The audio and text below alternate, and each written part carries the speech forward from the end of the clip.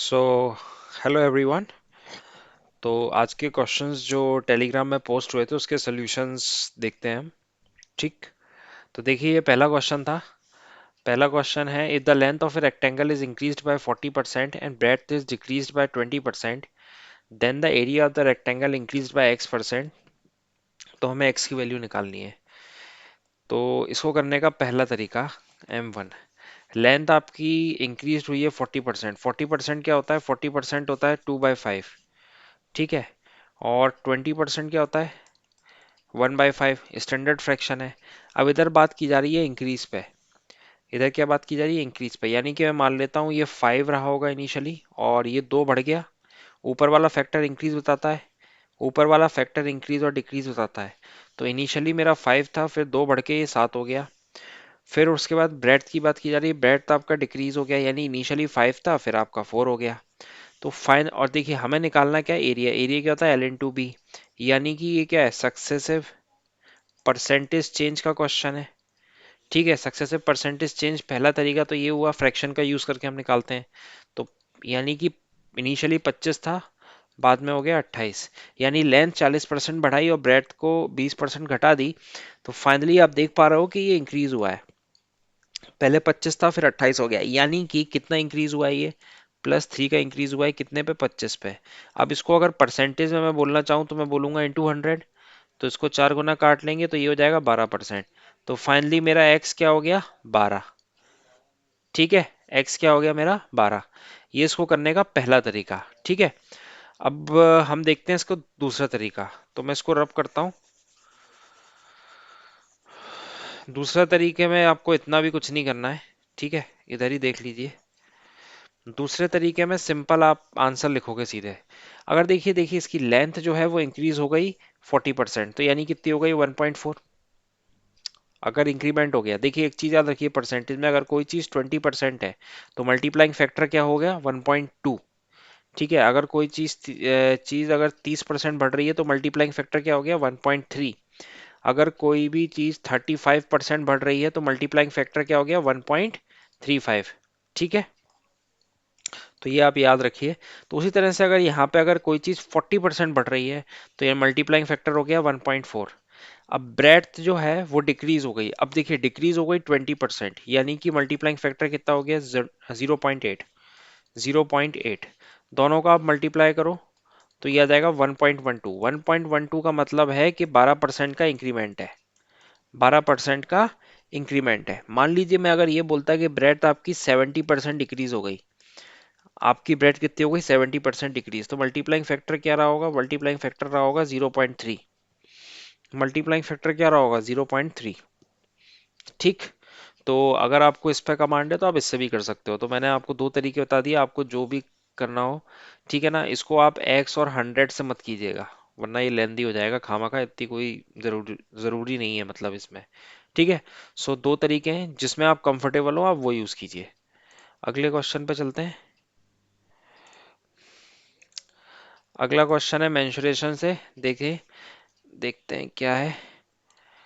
ठीक। A metallic sphere of radius 5 centimeter is melted to make a cone with base of the same radius. What is the height of the cone? ठीक। तो एक हमारा sphere था, उसको melt करके कोन में उसे कन्वर्ट किया गया और हाइट पूछी जा रही है। तो इसका मतलब सीधी सीधी बात है कि कोन वॉल्यूम तो मेरा कांस्टेंट है। तो यानी कि शुरू में वॉल्यूम कितना रहा होगा स्फेयर का? 5 क्यूब। फिर उसके बाद आपने इसको कोन में कन्वर्ट किया तो कोन में क्या हो गया? 1/3 पाई r स्क्वायर एच। पाई r स्क्वायर एच। ठीक है। 5 में कन्वर्ट किया तो ये से ये गया, 3 से 3 गया तो 4 हो गया, into 5, that is 20 centimetre. That is 20 centimetre. तो सी मेरा राइट आंसर हो गया। ठीक है। बहुत ही बेसिक क्वेश्चन था, बस आपको वॉल्यूम को इक्वेट करना था। ठीक। क्योंकि वॉल्यूम तो चेंज नहीं हुई ना, उसी स्फीयर से ही आप कौन बना रहे हो, इसलिए। अगले क्वेश्चन पे चलते हैं। अगला क्वेश्चन भी काफी अच्छा क्वेश्चन, काफी रिलेवेंट क्वेश्चन और एग्जाम का पूछा हुआ। द वैल्यू ऑफ के फॉर विच द ग्राफ, आपको दो इक्वेशन दी गई है, पैरेलल है।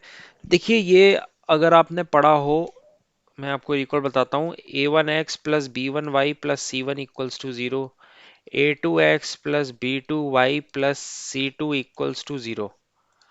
ठीक।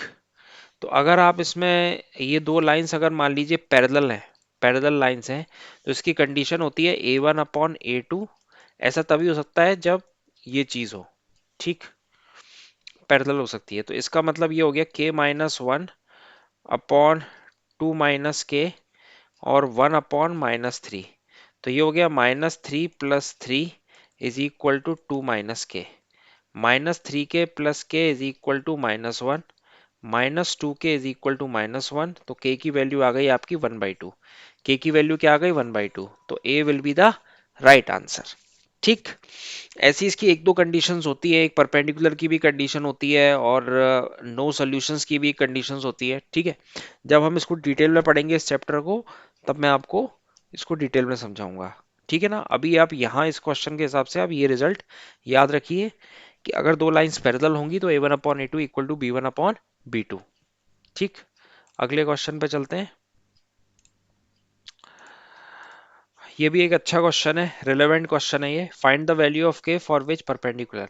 देखिए परपेंडिकुलर कोई भी अगर दो लाइंस, ध्यान रखिए लिख लीजिए, कोई भी अगर दो लाइंस अगर परपेंडिकुलर होती हैं, परपेंडिकुलर होती हैं, ठीक है, तो ऐसा तब होता है जब उन दो लाइंस के प्रोडक्ट और स्लोप का जो प्रोडक्ट होता है, M1 और M2 को मैं स्लोप मान रहा हूँ, यानी कि एक लाइन रही होगी A1x + B1y, एक रही होगी A2x, तो दो के जो स्लोप आएंगे उनका प्रोडक्ट होता है -1। उन दो लाइंस के जो स्लोप का प्रोडक्ट होता है वो होता है -1। तो आप निकालिए पहले लाइन, पहली इक्वेशन से आप स्लोप निकालिए। अब एक चीज यहाँ पे और याद रखिए कि जनरल इक्वेशन जो होती है लाइन की वो होती है y = mx + c, जिसमें y मेरा y कोऑर्डिनेट, x मेरा x कोऑर्डिनेट, c मेरा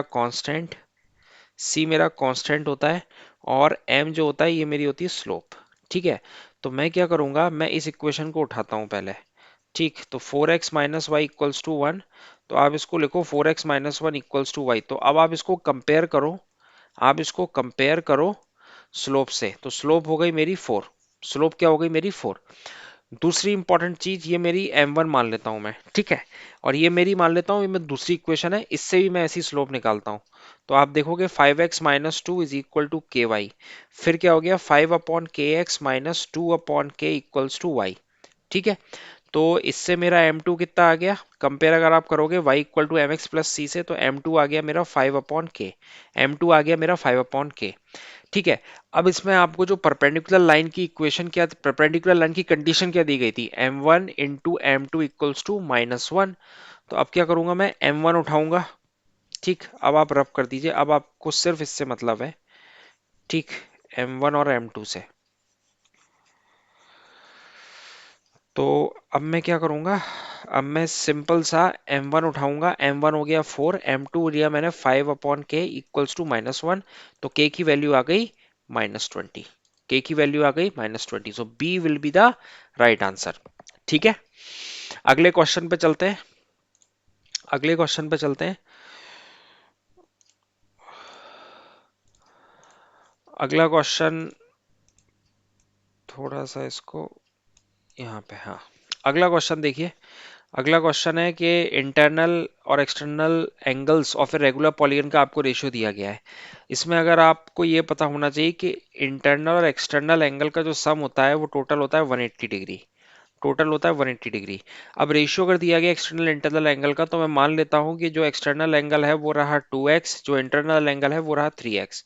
तो 5x क्या रह गया 180 डिग्री, x क्या हो गया 36। ठीक है, अब आपको निकालना है पॉलीगन क्या है मेरा, इसमें से क्या ही होगा पॉलीगन। तो अब इसके लिए आपको ये पता होना चाहिए कि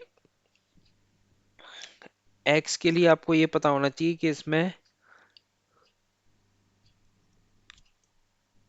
नंबर ऑफ साइड्स कितनी है। ठीक है, इसमें आपको ये पता होना चाहिए कि ये नंबर ऑफ साइड्स कितनी है। ओके, तो अगर आप,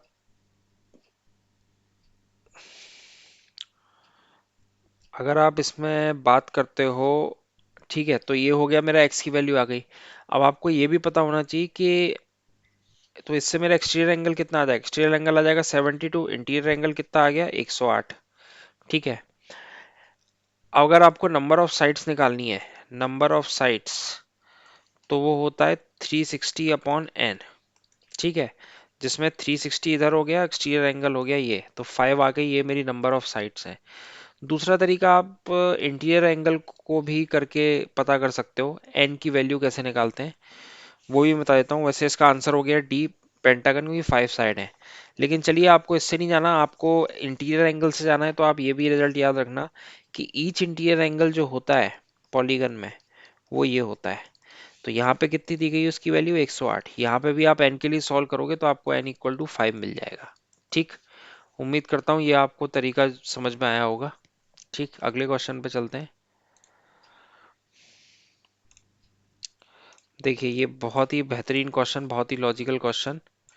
ठीक, इसको डिस्कस करते हैं। एक ट्रेपेजियम है A B C D, black pen ले लेते हैं। एक ट्रेपेजियम है ए बी सी डी। ठीक है, तो ये मैंने एक ट्रेपेजियम बनाया, बहुत ध्यान से समझिएगा। ये ट्रेपेजियम लिया ए B C D.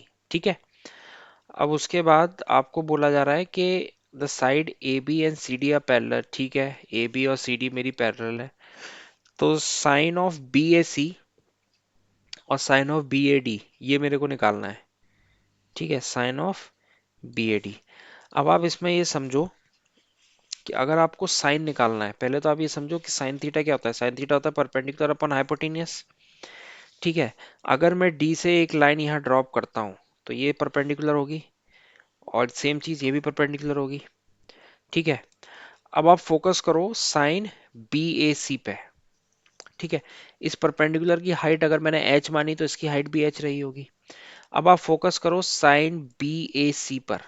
Sine B A सी क्या होगा? साइन बी ए सी होगा आपका, यहां से पता लगेगा साइन बी ए सी। देखो आप, यहां से आपको पता चलेगा साइन बी ए सी क्या आएगा। ठीक है, तो इसमें परपेंडिकुलर क्या हो गया? एच, एच अपॉन, अब देखिए ये परपेंडिकुलर है, ये मेरा बेस है, तो ये मेरा क्या होगा? हाइपोटेनियस। मैं एक बार हाईलाइट करता हूँ।